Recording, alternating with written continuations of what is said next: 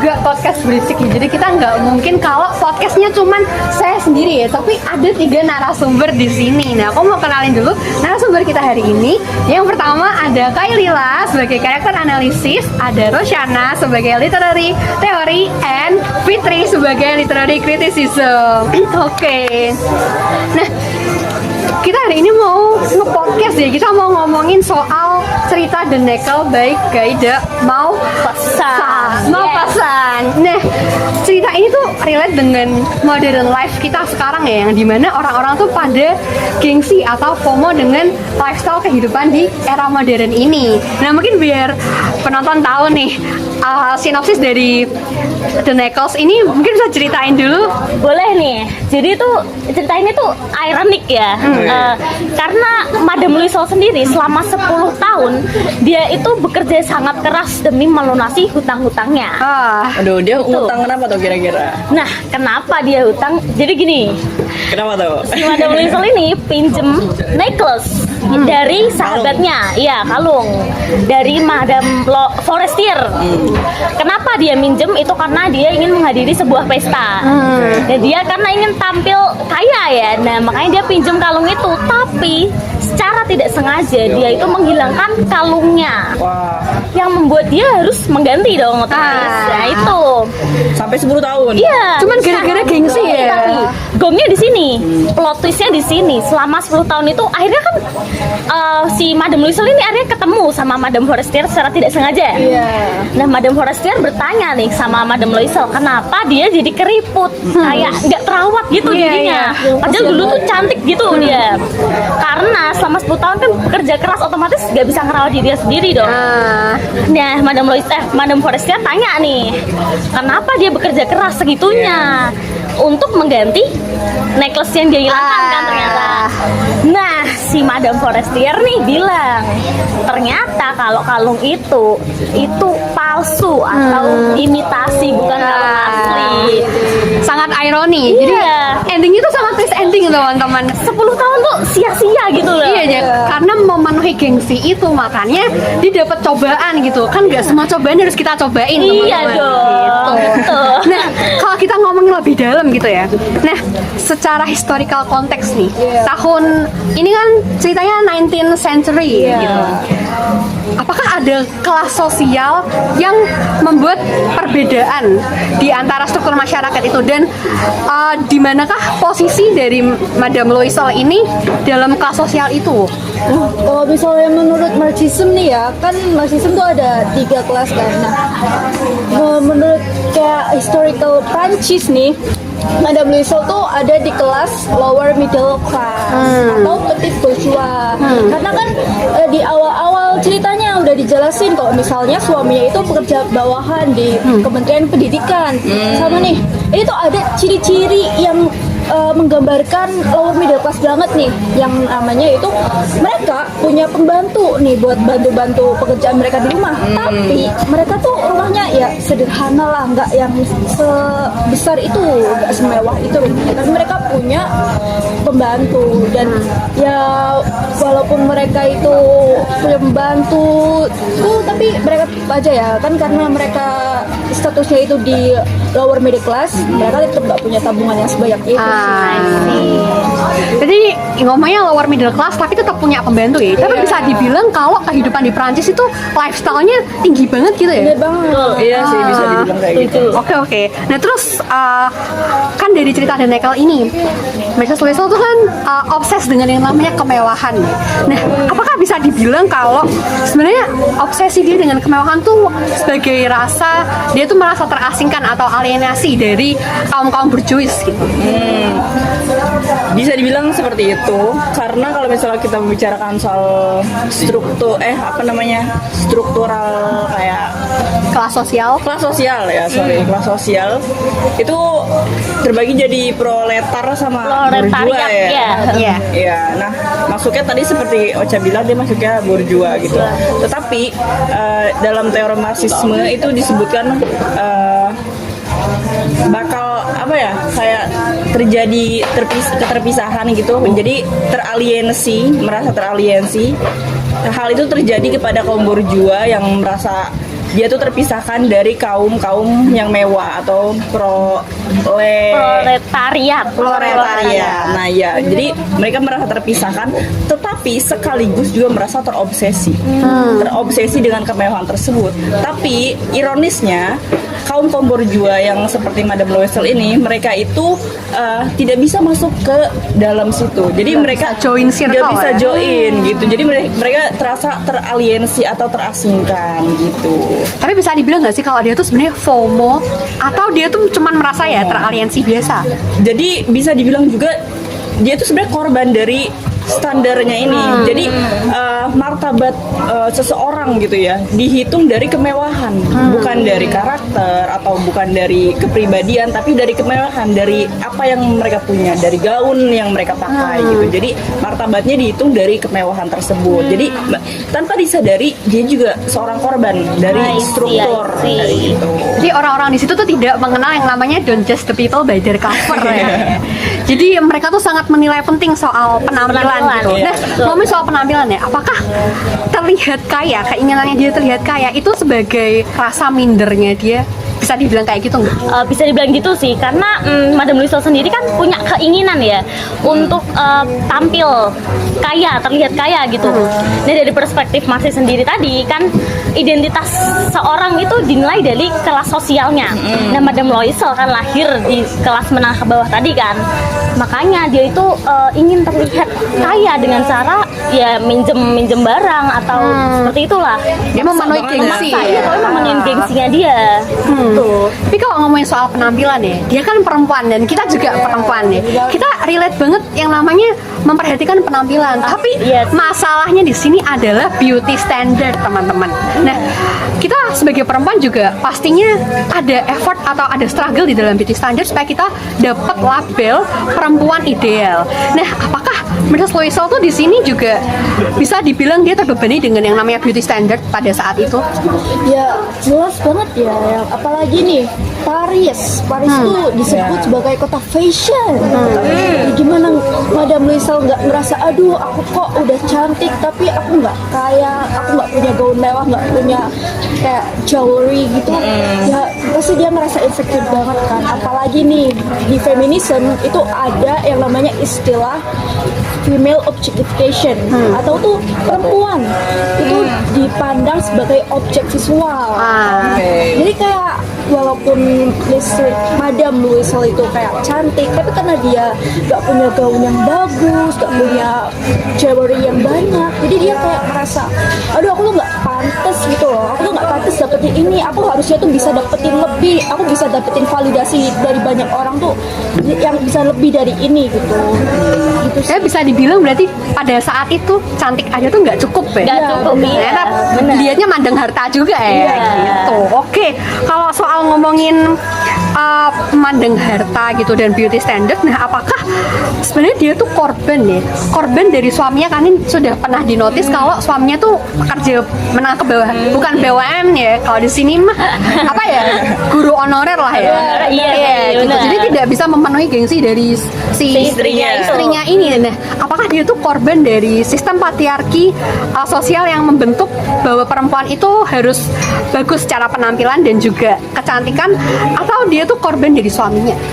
Korban dari kelas sosial tuh jelas ya, karena dan struktur patriarki tadi, dimana dia tuh terbentuk karena lahir di sosial menengah ke bawah. Dan ya tentu saja dia tuh merasa dirinya itu layak untuk berada di sosial menengah ke atas karena dari kecantikannya ini tadi. Jadi kelas sosial yang membentuk dia menjadi seperti itu sih. Itu cantik, tapi sayangnya dia berasal dari kelas yang ke bawah gitu. Merasa layak untuk berada lebih di atas gitu. Akhirnya sesuai dia maksain keadaannya. Kayak gitu. Oke. Terus kalau kita next gitu ya, apakah cerita ini tuh bisa dibilang bahwa si author itu tuh mengkritik yang namanya kelas sosial ini dan beauty standard ini untuk perempuan itu merasa mereka tuh dibentuk oleh struktur yang tidak adil. Iya bisa. Tapi teman-teman sebagai perempuan merasa seperti itu enggak? Kayak Iya sih. menyindir halus. Iya, nggak? benar ya, iya sih. Jadi Relate lah ya. Iya, bisa dibilang dia tuh menyindir bukan hanya si pribadi si Madame Louiselle ini, tapi juga secara halus menyindir atau mengkritik sistem yang ada di masyarakat gitu. Gimana perempuan itu dituntut harus menjadi cantik, harus menjadi mewah gitu, glamor, dipenuhi kemewahan. Tapi kan realitanya banyak juga perempuan yang memang biasa saja dan mereka itu kayak diskredit gitu, kayak mereka tuh terasingkan gitu. Jadi bisa dibilang secara halus gitu ya, dia juga mengkritisasi sistem yang ada, terutama yang merugikan perempuan itu. Jadi aku setuju banget soal tadi Prancis itu kan lumayan ini ya, apalagi ini story-nya tuh lahirnya di Prancis ya, dan lumayan mungkin menggemparkan dulu ya, kayak booming juga gitu, terutama. Jadi aku pernah membaca sebuah buku, dia tuh nyeritain buku parenting di mana ibu hamil yang baru lahir itu harus dituntut jadi cantik lagi. Padahal ya kita tahu ya. Iya benar gitu kan. Beda kalau misalnya di Indonesia ibu-ibu kayak makan yang banyak, yang sehat, tapi mereka itu langsung ngejalanin diet gitu. Nah itu salah satu contoh di mana sistemnya itu menutup perempuan untuk menjadi sempurna. I see. Jadi secara tidak halus si penulisnya juga mengkritisasi hal tersebut kayak gitu. Karena banyak ini ya faktor dari eksternal gitu. Iya itu benar banget. Cuman aku mau tanya nih, kalau misal dia kan sudah cantik nih, biasa cewek kalau sudah merasa cantik it's enough for them gitu ya. Cuman karena di sini dia tinggalnya di Paris yang dimana dia tuh kota fashion gitu ya, pusat mode di dunia pada saat itu. Nah kalau misal dia nggak tinggal di Paris, apakah dia tetap akan merasakan hal seperti itu?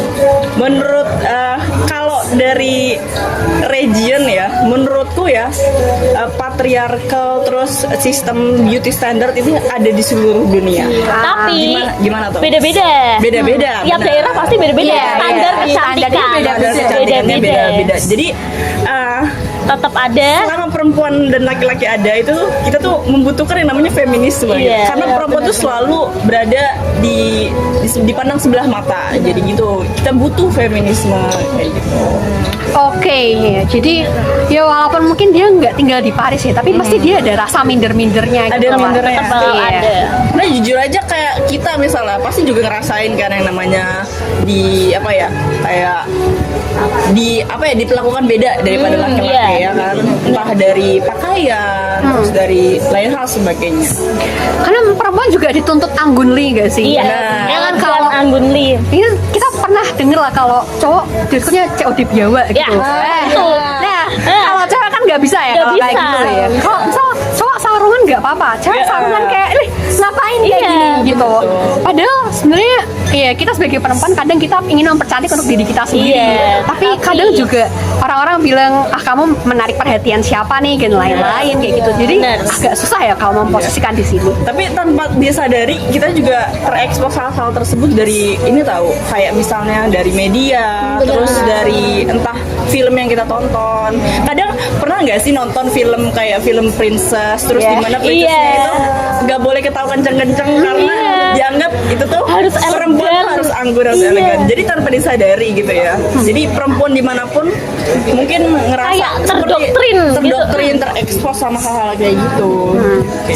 Sama itu nggak sih, kalian pernah nggak sih lihat video kayak di TikTok atau di Instagram gitu yang kayak misal ceweknya cantik tapi cowoknya jelek tuh nggak apa-apa, tapi kalau misalnya cowok gitu nggak boleh, yang namanya punya pacar ceweknya tuh nggak boleh gitu. Nah, itu salah satu sistem Iya itu sih. Dan di sini juga mungkin kalau dia nggak tinggal di Paris, tapi dia tinggalnya di negara lain yang dimana kulit tan itu tuh kayak kamu tuh nggak masuk beauty standardnya kita. Iya. Jadi ya mungkin dimanapun perempuan berada tuh pasti ada yang namanya beauty standard. Pasti ada. Beda-beda tapi pasti ada. Nah, kalau kita tadi sudah ngomongin soal kelas sosialnya dan juga secara feminisme. Nah, kita mau dalamin soal psikisnya dia, psikologi analisisnya dia gitu. Nah, dia tuh kan obses dengan yang namanya kemewahan. Karena ya kita bisa bayangin lah ya, tinggal di negara, di tempat yang dimana pusat fashion, tapi dia sendiri nggak fashionable gitu ya.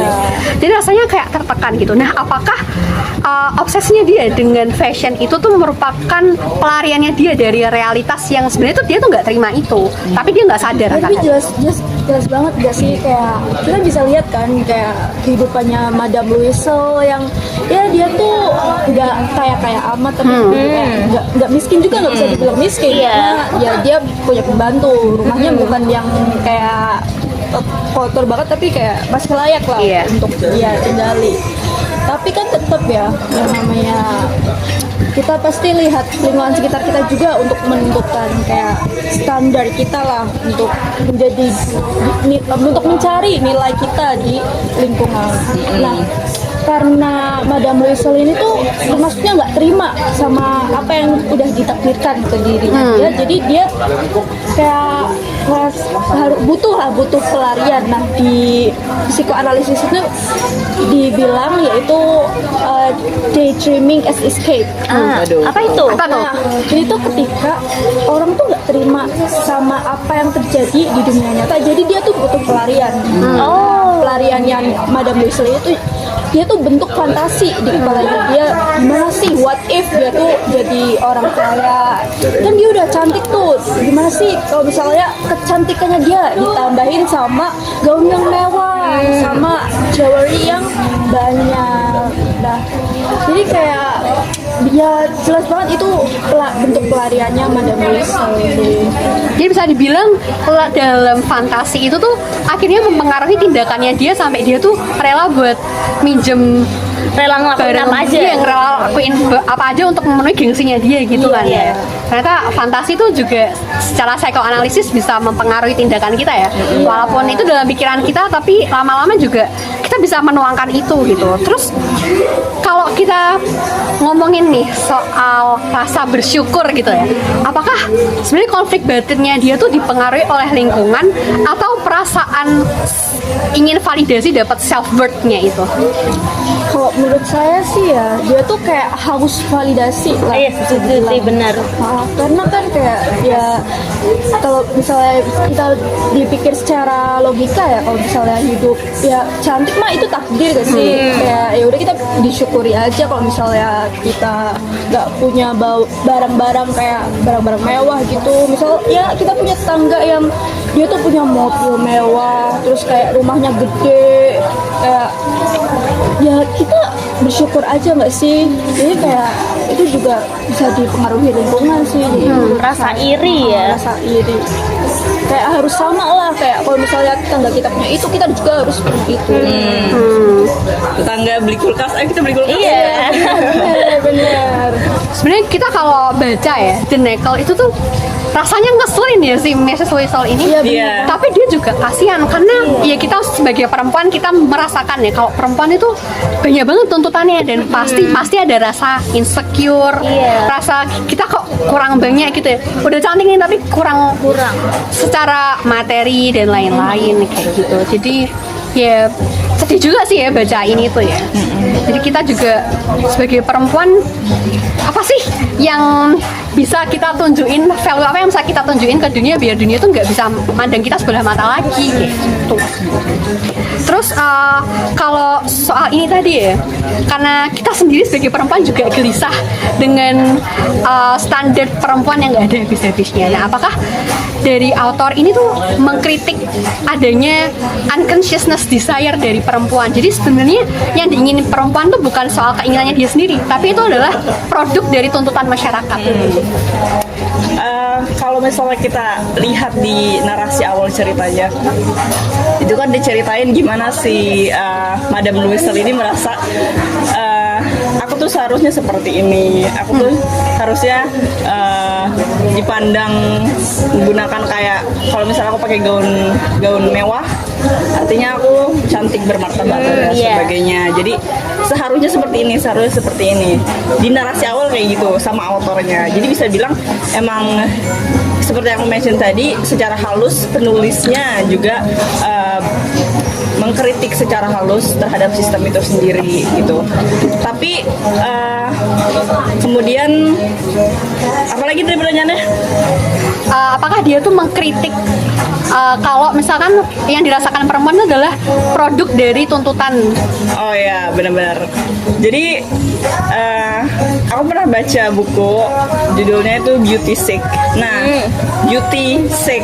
Jadi kayak beauty, kecantikan, dan sick, rasa sakit gitu. Jadi seringkali kita perempuan itu kehilangan diri sendiri demi untuk memenuhi standar yang ada gitu. Sampai kayak perempuan kayak aku harus potong rambut atau enggak, perempuan rambut panjang itu lebih anggun kelihatannya dari perempuan rambut pendek gitu. Jadi seringkali perempuan itu sendiri disibukkan oleh standar-standar, terus disibukkan oleh apa ya, sesuatu yang lagi tren, sehingga kita sebagai perempuan juga harus ikut ke situ supaya dianggap cantik. Nah, itu salah satu bentuk perempuan itu produk dari si standar ini, dari sistem yang ada di sini gitu. Jadi kayak perempuan itu nggak pernah cukup gitu. Jadi sejauh apapun gitu, sekeras apapun kita berusaha untuk memasuki standar itu nggak pernah merasa cukup, karena standar itu sendiri juga seiring berjalannya waktu berkembang. Iya. Jadi kayak dunia kecantikan perempuan itu nggak ada habisnya gitu. Iya. Kalau kalian sadar itu, kalau aku pernah dengar istilah kalau kalian mau kaya itu salah satunya ya jual produk kecantikan. Karena kecantikan itu standar, terus desire perempuan untuk menjadi cantik itu gak akan pernah berhenti. Dari zaman dulu sampai sekarang. Dan sekarang skincare atau body care yang paling ngetren itu kalau ada tulisannya whitening. Karena kenapa ya? Standar kecantikan tuh. Stand skin tuh nggak masuk ke standar kecantikan ini. Spesial di Indonesia ya. Iya, bener sih. Sama aku tuh baru kemarin banget nih, aku tuh nonton TikTok bilang kalau misalnya dulu itu kayak bulu ketiak itu nggak perlu dicukur tuh nggak apa-apa. Tapi karena ada itu marketing yang bilang kalau misalnya kayak photoshoot, yang perempuan photoshoot tuh kayak ketiaknya tuh putih, udah mulus gitu ya, nggak ada bulu ketiaknya. Jadi perempuan-perempuan tuh merasa ih aku juga harus. Benar. Padahal kan bulu ketik itu sesuatu wajar yang normal. Malah nggak normal gak sih kalau manusia nggak tuh? Apa patung kali ya? Bener sih. Terus ini juga beauty is pain. Itu ya ampun. Gitu. Sekarang ini Banyak sih. Kayak cewek tuh ini sekarang lagi ngetren mewing ya guys ya. Jadi banyak banget tuh yang mereka tusuk-tusukin muka. Aku nggak tahu tuh nama perawatannya apa, tapi supaya mereka tuh lebih tirus gitu. Jadi bentuk dagunya tuh V kayak gini. That's why aku setuju banget kalau cewek tuh seiring berjalannya waktu ya, kalau dia tidak punya prinsip untuk menjadi dirinya sendiri, dia tuh akan kehilangan jadi dirinya sendiri gitu. Karena nggak pernah puas gitu. Karena dia disetir sama lingkungannya. Benar. Setuju sih. Dan kalau ngomongin soal ini ya, ngikutin standar dunia gitu, kadang orang tuh dengan memenuhi gengsi kita perlu nekat gitu ya, melakukan sesuatu yang sebenarnya itu di luar dari ability kita gitu.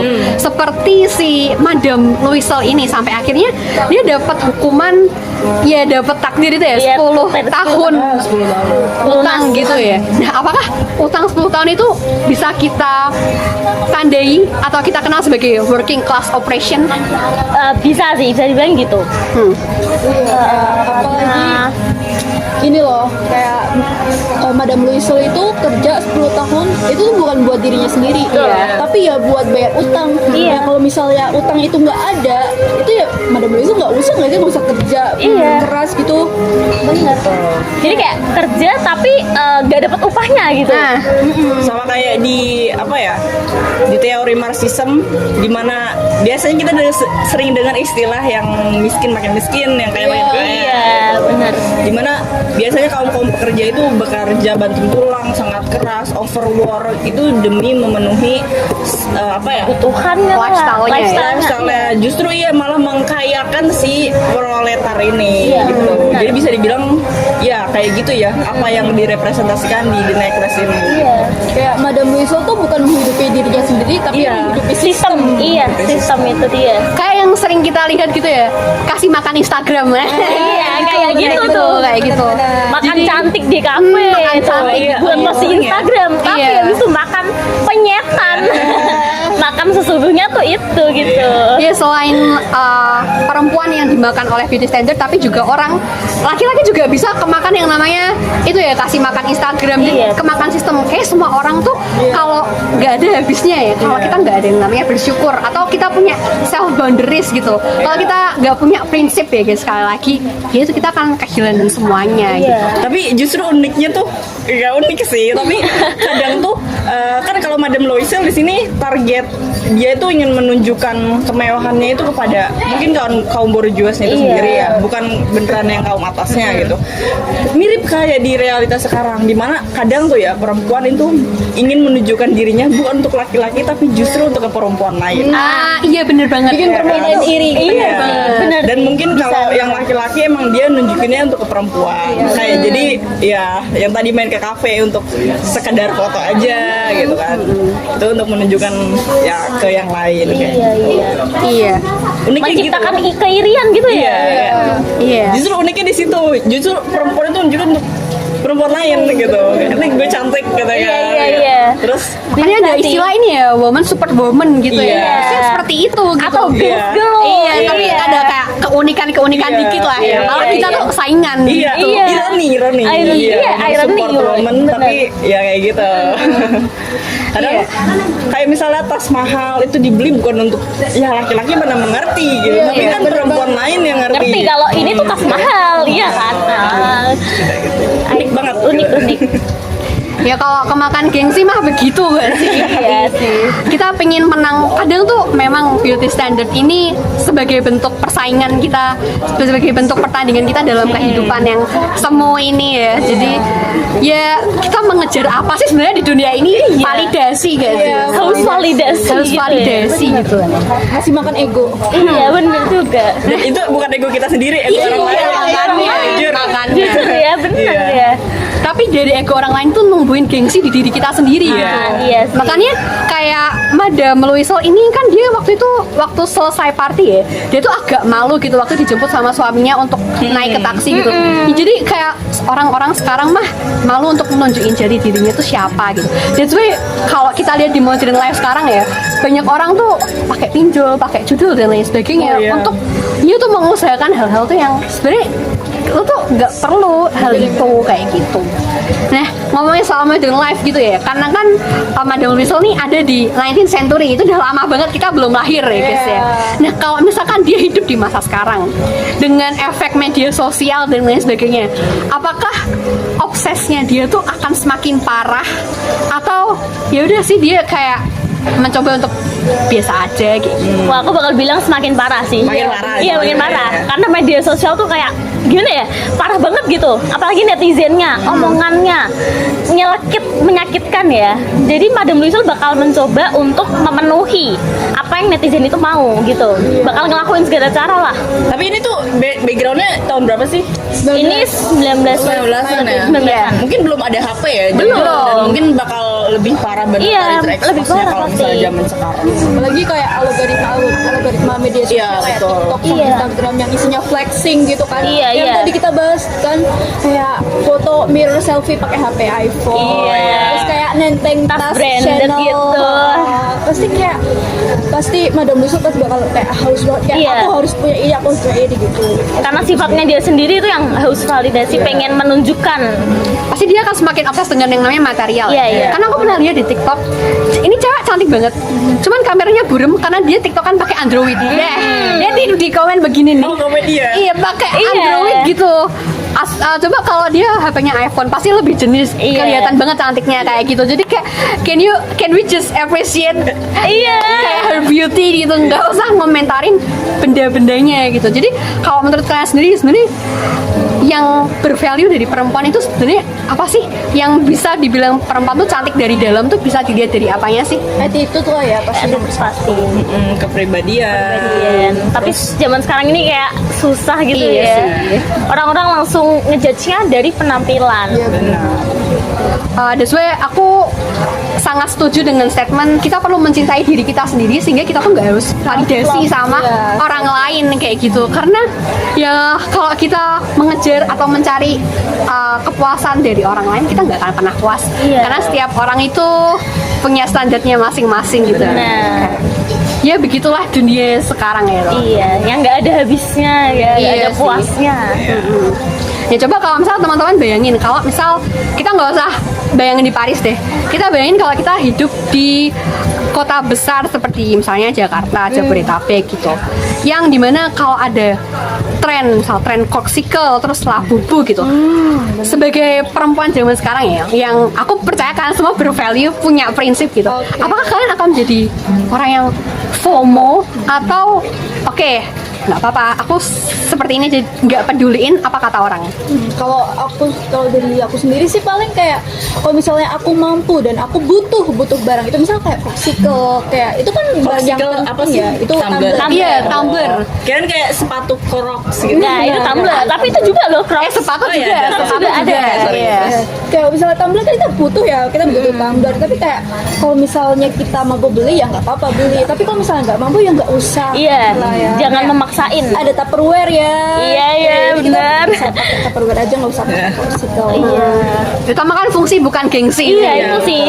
Karena zaman modern sekarang tuh semuanya mahal sih guys. Iya, bener. 100.000 sekarang dapat apa aja nggak cukup banyak. Ini kita makan ini juga 100.000 nanti berkurang juga kan ya. Iya. Kayak bisa 2 hari lah langsung habis gitu. Dan menurutku juga gimana ya? Kita perlu belajar untuk mencukupkan diri sih teman-teman. Tidak usah termakan dengan yang namanya standar-standar dunia yang ngetren-tren tuh. Tapi bukan berarti kita kan sebenarnya gengsi gitu ya. Bukan berarti kita update gitu ya, kurang update, kita nggak mengikuti tren dan lain-lain. Kita mengikuti tren tapi kita tidak usah memaksakan Iya, yang dengan penting menyesuaikan jangan memaksakan. kebutuhan Iya, juga. menyesuaikan kebutuhan. iya benar. Gak impulsif. Iya Iya, nggak nggak impulsif. Bener banget. Bener. Karena aku sering lihat orang-orang sangat impulsif ya, lihat kitchen cute. Iya, Oh my God, mau beli gitu ya.